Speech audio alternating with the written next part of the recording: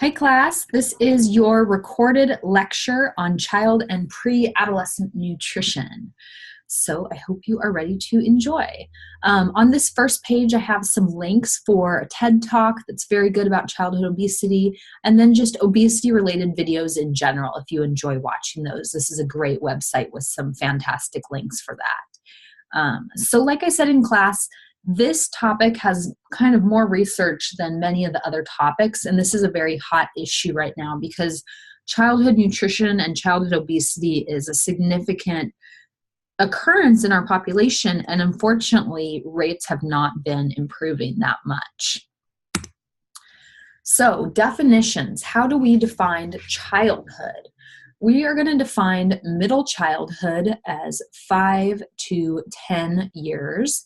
So 5 to 10 years old, and pre-adolescence is going to be 9 to 11 for girls and 10 to 12 for boys. And sometimes the pre-adolescent age is referred to as school-aged. So these could be school-aged children. Nutrition is very important at this life stage to make sure that there's growth and development. And this is a life stage where you can see some early nutrition issues start to occur, such as obesity or eating disorders. Health, income, and socioeconomic disparities in school-aged children. So, unfortunately, school-aged children suffer many socioeconomic kind of disparities and do often fall under poverty. This can affect their ability to have adequate intakes of food and nutrients. There are 7.3 million children without health insurance and children who are not seeing a doctor. If they're not seeing a doctor, they're not having their growth charted, they're not getting screened for cardiovascular disease, they're not having their teeth looked at, things like that. Many live without transportation. This can make food insecurity worse. And odds of being obese vary by race and ethnicity. They are the highest for Hispanics and then next for African American children. Just kind of an FYI number, but currently, well, the poverty level always changes yearly, but the most recent poverty level I looked up for a family of 4 was $22,314. So if you are a family of 4 and you make less than that, you would be considered to live in poverty. This is something that, again, is an FYI slide, but I liked it. This is looking specifically at percentages of child hunger and food insecurity in California. And I drew this red arrow where San Luis Obispo County should be. We're kind of right on the verge of this 23.4% to 27.8%. I believe below this is Santa Barbara County, which includes Santa Maria to Santa Barbara. So we're in this kind of almost darkest bluest category, but not quite the darkest blue category. Oh, sorry, we're actually in this category, the 20.3 to 23.3%. But again, this is just kind of an FYI for interest alone. And why do we care about food insecurity and children not getting enough access to food besides some of the more obvious reasons? Well, children who are food insecure tend to have higher rates of anxiety. They do poorer in schools. Specifically, they do worse on math. It says anxiety. I have anxiety having to write on the screen like this. It gives me anxiety. They do worse on math. They are more likely to be tardy. They are more likely to be absent. They are more likely to have aggression. They are more likely to have to repeat grades. I'm just going to write repeat. And they have more visits to the psychologist. So children's food intake is directly correlated with how they do in school, and how they do in school can be kind of their building block for how they're going to do for the rest of their life. Tracking growth. So tracking growth continues to be important. Growth does slow down quite a bit, and on average, children gain about 7 pounds a school year and 2.5 inches. There are periods of spurts and lows, so children might kind of sprout up in height and then maybe not gain any height for quite a while, and they may sprout up in weight and then maybe not gain any for a while. When they're going through the spurts, they're going to eat more, have higher appetites. When they're going through the lows, they're going to eat less. How should we track the growth? Hopefully you are thinking about the growth charts. We can track weight for age, stature for age, BMI for age, just like we've tracked for other children. And hopefully you remember what we would look for on the growth charts that would indicate obesity and overweight. And I have talked about that many times, so I'm not going to repeat it. Psychological development. So these children are literally little humans. They're smart, they're learning all sorts of new things, they're imaginative, they're physically capable, they can ride a bike, they can throw balls, they can catch, they can rock climb, they can play sports. They're very, very coordinated. At about age 6, they start to gain body fat, and this prepares children for puberty. And right around age 6 is what's called the BMI rebound time. And it's called BMI rebound because prior to age 6, most children actually have a low BMI. And this could actually be, between age 6 to 7.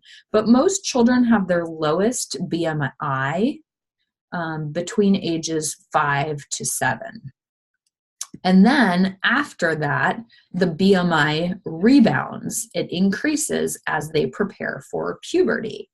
And growth spurts can contribute to this as well. What is the goal for BMI? So we're going to look at anything above that 5th percentile, all the way up to 84.99 percentile. So that would be considered normal. We're still not doing the 18.5 to 24.9. We're still looking at percentiles. What else? What else should I say? The age at which this BMI rebound occurs does significantly affect the child and the amount of body fat the child usually gains in adolescence and adulthood. And we're going to talk about early BMI later. But if this BMI rebound happens early, say maybe age 5 or 5.5, it poses a child for being at higher risk of obesity later in life. Cognitive development. So children know exactly how to do things and what they want to do. They're very independent. Their peers become very important. It's not uncommon for them to suddenly request a new food because their peer is eating it, or suddenly decide that they don't like a food that they've always liked because their peer said that it was gross. And they have lots of influences outside the home. For example, teachers, coaches, maybe religious leaders, things like that. Other children's parents can also be influences. They have mastered utensils. They can use adult utensils, adult plates, adult cups, adult forks and knives, maybe not the sharpest one, maybe the butter one, but maybe the sharper one with supervision. They can help with meal tasks. They can serve the food. They can pick a recipe. They can make a shopping list. They might even be able to start cooking things, simple things, but they will make mistakes. My boyfriend has a teenager. He used to live with us. His name's Matt, and you'll hear me talk about him more and more as he is my experience with adolescents. He was learning to cook and he made some mistakes. He once put the macaroni on the stove to cook, turned the gas on, the stove never lit. He stood there texting on his phone for 20 minutes while the gas was on and no flame. And so we got home and the house smelled like gas. When I was younger, I remember very vividly putting a wooden spoon in the blender to stir it and having the wood go everywhere and splinter into pieces and feeling horribly embarrassed. And that was one of my first mistakes with cooking. But children do learn, and it's still important to give them an experience. And so what you bring into your kitchen and how you incorporate their skills is very important. If family eats together, they're going to see that. If family cooks together, they're going to see that, and they're going to learn from that and model those behaviors.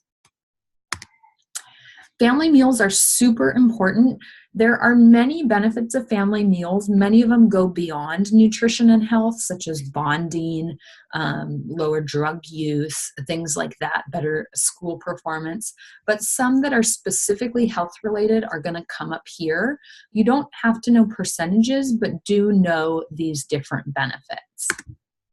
So less likely to be overweight, less likely to eat unhealthy food, less likely to have disordered eating, more likely to eat healthy food, increased B vitamins, iron, and calcium, increased fruits and veggies, decreased fried foods and sodas. So again, these are nutrition-related benefits, but there are many additional benefits as well.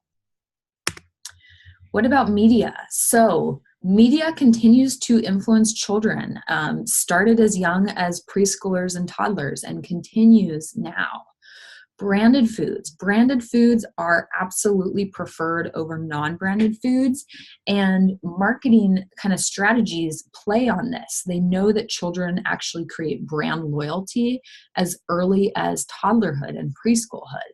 So what brand loyalty is only wanting to eat certain brands of food, such as Cheerios versus Trader Joe's O's, or only wanting to eat McDonald's Happy Meal versus Burger King Happy Meal, or only wanting to eat M&Ms versus some other chocolates. And so these brands kind of manipulate children as far as their food choices. Fast foods and playgrounds and free toys, do these drive children to beg their parents for the food? Absolutely yes. Advertisement can influence as well. Ads can influence the amount of foods consumed. Children are more likely to choose foods they have seen in advertisements, even if they're not branded. Children can be positively and negatively influenced by advertisements. So if advertisements are advertising healthy foods, that can help. But there's not a lot of money to be made on healthy foods. So generally, these non-healthy foods are advertised. Children are uniquely vulnerable to ads. Many other countries have banned ads to children. In the United States, we have not. We say that from a legal perspective, advertisement to children is protected under our First Amendment, which is freedom of speech. Just some not so fun facts. In 2009, we spent $4.2 billion marketing to children. I'm not going to ask you these numbers, but I think they're fascinating and horrifying at the same time. So that was $4.2 billion. That's a lot of dollars, billion, not million. Of that, 65% of the ads promoted carbonated beverages, breakfast cereals, fast food restaurants. 35% of the ads promoted snack foods, candy, and non-carbonated beverages. In 1990, there was the Children's TV Act, which did limit the time the commercials could play. Before that, there was no regulations on time. And so during a 1-hour show, during the weekend, you can only have 10 and a half minutes of advertising for ads during a 1-hour show on the weekend. And during the weekday, you can only have 12 minutes of ads. So that's still a big percentage of this child's time if they're watching TV. Snack time. So what kind of foods do people often eat for snack? Well, I would reference the bottom picture. I think Cheetos, and specifically now hot Cheetos, are one of the hottest, most popular snack foods around. But generally, people eat foods that are easy to prepare or take no prep work, that come packaged, that are high in calories, high in salt, high in sugar, and sometimes high in fat. If children prepare their own snacks, what are they going to check? Or what are they going to make? Or what are they going to try to get from the pantry?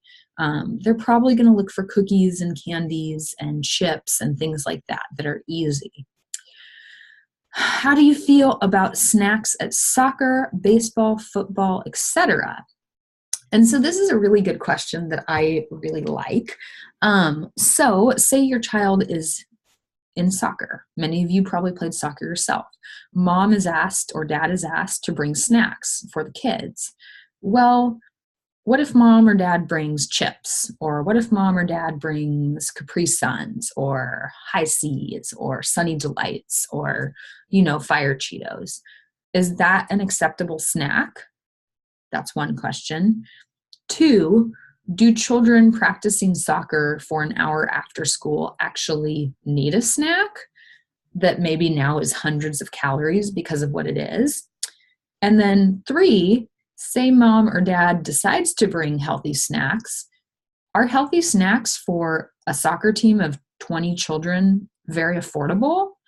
I'm going to go with no. So my feeling about snacks for these types of practices is that they should not be a regular occasion, and they should be reserved to maybe longer occasions like games when children are playing all day long. Or, maybe every other practice, or children bring their own snacks to practice if parents feel that they need a snack. But I don't think that we should provide snacks for children at practices, because it's giving them kind of this underlying message that, hey, you need a snack, eat this snack. And it's not really, working with children's own hunger cues. As far as what children are snacking or what percentage, 50% of children age 6 to 11 consume 2 to 3 snacks a day. So that's a lot of snacks. This is 50% of children age 6 to 11. And then this provides 25% of calories, total calories. That's a percent, a very elaborate percent. So that's 25% of total calories just as snack foods, and 35% of sugar. So that is a lot that these snacks are providing. Therefore, it's better to make these snacks as healthy as possible. I added some snack ideas here. You totally don't have to memorize these, but these are ones that I thought would be good snacks for kids. These are snacks that parents could have either prepared, maybe veggies already cut or fruit already cut, or in the pantry ready to go for kids. So kid can come home and grab a healthy snack that makes parent happy and kid nourished. Okay, appetite. So we've been talking about this external cues versus internal cues kind of throughout the last few lectures. The external cues can kind of start to take over beginning in toddlerhood or even preschoolhood, and they continue to get stronger as a child gets older. So these are cues for when to eat, how much to eat, what to eat, that are different than what the child's own body is telling them. So time of the day, these children are in school, the lunch bell rings, they're cued that that is the time to eat lunch, whether they're hungry or not. Other people are around, maybe their friends, maybe their teammates, maybe their teachers or their coaches, and what they're eating is going to influence what the student is going to want to eat. What's being served in the lunchroom. Are your friends eating cafeteria food, or are they not eating that? Are they getting lunches from home? And then variety of good foods or treats. So is there, vending machines, or are there vending machines, or are there, cookies being sold after school? Things like that. Do children have their own money to buy their own food? Some children do as early as elementary school. And so these would be things that can kind of throw off their cues. Parents' role. Should parents control or restrict what a child eats? Absolutely not. That makes it worse, just as it does with younger age. Again, talking about dessert, if you put dessert out there, everybody should get it. No strings attached. You don't have to eat all your veggies. You can just have it. Parents should provide healthy foods so that children have the opportunity to choose good foods. When they restrict, children are less able to regulate their intakes, and they're more likely to be overweight. Parents who have trouble controlling their own intakes actually impose more restrictions on their children. And they've done studies on mothers where if a mother is concerned about her own weight, she's more likely to be restrictive in her daughter's feeding patterns and be concerned about her daughter's weight as well.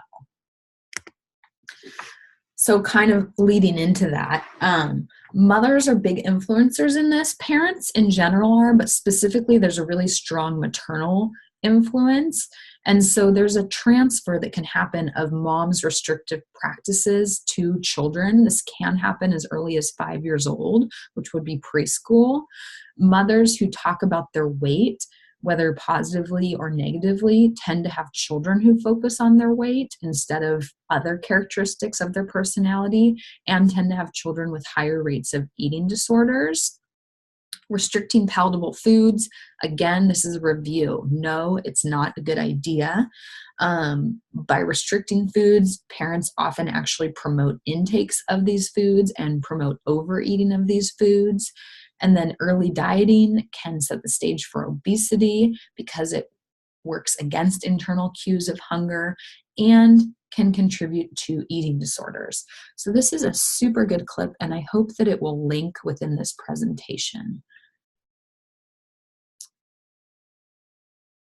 And we'll try to watch it. And we have the spinning. Okay. So I think that this is going to work. I hope you can see this. If not, you'll have to watch on your own.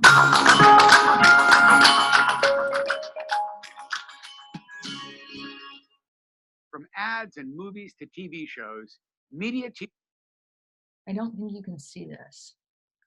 I'm worried that you can't see this. Let's play it teaches right our here. kids a whole lot about body image and gender. Now, you can expect to see this in media aimed at adults, but these messages also show up increasingly in content that's created just for our kids. Research for a new report by Common Sense shows that among the most popular kids' TV shows, 87% of female characters ages 10 to 17 are below average in weight. So what's the potential impact of this message on our kids? Even preschoolers today are aware that in our society, at least, people are judged for how they look.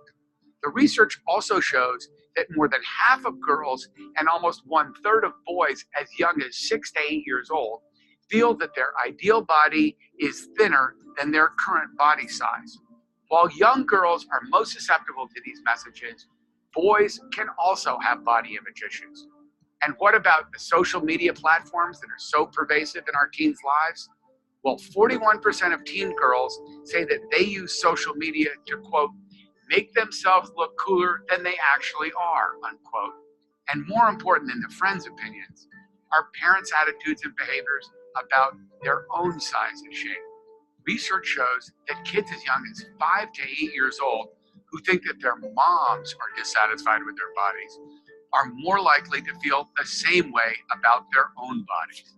For more information about the research report and the parent tips that can help your kids thrive with today's media and technology environment. Okay, so you guys saw that clip. I think it's really good.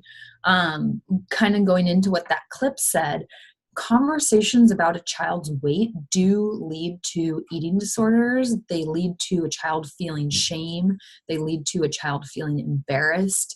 And they lead to a child thinking that that child's value is based on how big they are. And that's not how any child should feel. You know, a child should feel that their value is based on other aspects like their personality, or, you know, how kind they are, or how thoughtful they are, or how generous they are, or how helpful they are.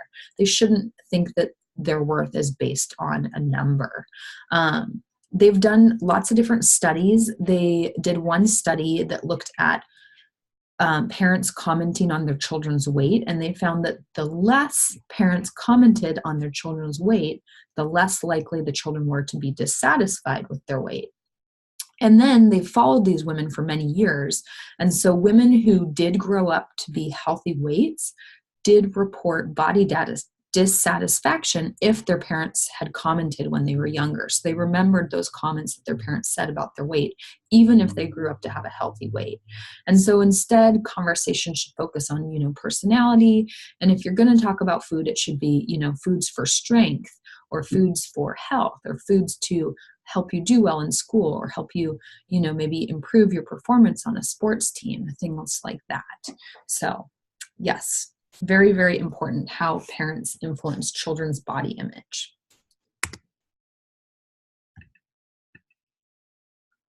Okay, so this is just a question to think about.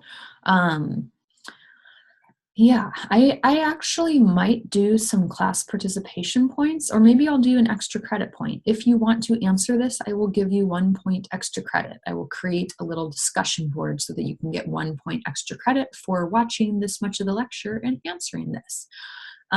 Actually, I take that back. Email me, because if I create a discussion board, people are going to see it. So email me or turn this in on March 5th, your answer to this, a little discussion, and I will give you 1 point extra credit. So email or turn in paper March 5th. Energy and nutrient needs of school-age children. So there are energy equations available, just like for preschoolers and toddlers. You don't have to memorize them. That is the good news. If you want to look at them, you can refer to them in your book. Protein recommendations, 0.95 grams per kilo recommended, so just slightly over what an adult is recommended. There are age-specific DRIs, and then fiber recommendations between age 4 to 8. It is recommended that they have 25 grams, so that is a lot of fiber. And then between age 9 to 13, it is recommended that they have 31 grams of fiber per day. How are they going to meet these fiber recommendations? I'm going to let you guys think of some ideas on your own. Calcium and vitamin D. So again, this is one I almost took out, but I decided to leave it in. The reason I left it in is because there's changes during this age group, and the changes happen between age 9 to 13. This is because during this age group, we have more bone formation and kind of that attainment of peak bone mass than at any other age. And so the importance of having adequate calcium available is very, very, very important. Milk, just for reference, milk provides about 300 milligrams calcium per cup. And so they do have this thing that they call the rule of threes. And so if a child is eating 3 dairy products and or non-dairy substitutes that have equivalent calcium, then they're going to get 900 milligrams of calcium, and the rest of their calcium would probably come from other foods in their diet. But if a child's not eating 3 servings of dairy or dairy substitute with calcium, they're probably not going to be meeting their needs. Fluids. So this is an interesting publication from Harvard Health, and I say interesting in kind of a funny way. What is the best beverage of choice? There's an obvious one here. Sports drinks, where do they fit in? Sports drinks are okay for children who are exercising intensely and or sweating intensely in the heat. Children who are doing their 1 hour of soccer practice after school in San Luis Obispo probably do not need Gatorade. The majority of children in sports probably do not need sports drinks, but if it is very hot or humid and they're sweating a lot or the exercise is intense, sports drinks would be okay. Undiluted fruit juice or soft drink, not recommended. This actually has a high carb load and can cause diarrhea and nausea while working out, so that's not recommended. And then kind of back to this interesting publication, I say it's interesting because they have diet soda as yellow, and I don't really know if this would be yellow or not. They have this as better than a sports drink. I think sports drinks have a place where, I don't think you need to give your child a diet soda for any reason, but a sports drink might have a place as far as replacing electrolytes and fluids. Vegetarian diets. So absolutely acceptable. Same things to worry about this age as any other age. Are these well planned out? Is there B12? Is there zinc? Is there calcium? Is there iron? This should say calcium. Another one to look into, is there K2? This is very interesting. It's different than K1. And is there adequate protein? So as long as all those needs are met, totally fine. Recommendations versus intakes. So how are we doing? We are doing pretty well with our macronutrients, meaning carb, protein, and fat. We are not having enough calcium. Most people do not have enough calcium. This is specific also to females versus males. Females have lower intakes of calcium than males. As far as dietary fiber goes, we are not meeting our goals. As far as dietary sodium goes, we are not meeting our goals. And as far as caffeine go, we are not meeting our goals. Children do not need caffeine, so they should have none. And interestingly, with sodium, an increase of 1,000 milligrams sodium a day is associated with 28% higher rates of childhood obesity. So again, this is a fun fact. You don't have to know this, but I think it's interesting. 1,000 milligrams more of sodium per day associated with 28% increased risk of childhood obesity. Pretty significant. Supplements. So who might need a supplement? In general, it is absolutely not all children who need supplements. There are special situations where children may need a supplement, but it's not for everybody. So children with anorexia or decreased appetite, and this could be a true eating disorder of anorexia, or it could be just really a lack of appetite. Child is not hungry. Children with chronic diseases, such as cystic fibrosis, diabetes potentially, COPD, BPD, Down syndrome, something like that. Children who suffer from neglect or abuse. Children who participate for weight loss. So if they're in a weight management program, they're going to be on a restricted diet. Children on a vegetarian diet without dairy. Children who are underweight, or children with severe food insecurity would all benefit from supplements. And not necessarily the supplements that are pictured, but potentially other supplements, such as a children's multivitamin. Common nutrition problems. So iron deficiency, I said we've got to talk about it all the time. It is not as common in this age group as it is in toddlers. In this particular age group, so 11-year-olds, we see about 4 to 6% of them with iron deficiency, where toddlers, we see 7% or more with iron deficiency, even up to, I believe, 16% in some instances. Same recommendations for preventing iron deficiency apply to this age group. So having adequate iron food sources, eating iron with vitamin C, cooking in cast iron skillets, things like that. And then this is something cool that I decided to add. So this is called the lucky ironfish, and this is distributed worldwide because iron deficiency is so common. And this little fish is made out of iron. And so even if you don't have cast iron cookware, you drop this little fish in while you're cooking, and some of the iron molecules from this fish dissociate during the cooking process and end up in the foods. Then you take the fish out when you're done, you wash the fish, and you can reuse it multiple times. So it's a super cool way to reduce iron deficiency worldwide. Dental caries, again, almost took this out, but didn't. One of the main reasons I didn't is because we're still talking about fluoride. Fluoride is safe, study after study. American Pediatric Association, Center for Disease Control, National Institutes of Health, American Dentistry Association. However, that being said, you may run into parents who are worried about fluoride, and if you Google fluoride, you may become worried yourself. Interestingly enough, fluoride has been known or accused, let's say accused, not known, but fluoride has been accused of causing anything from cancer to HIV and even lead poisoning, which by definition, fluoride does not cause lead poisoning. So that is quite interesting. What changes happened during this time period? Maybe you remember, but you are going to be losing your baby teeth and you're going to be getting some of your adult teeth.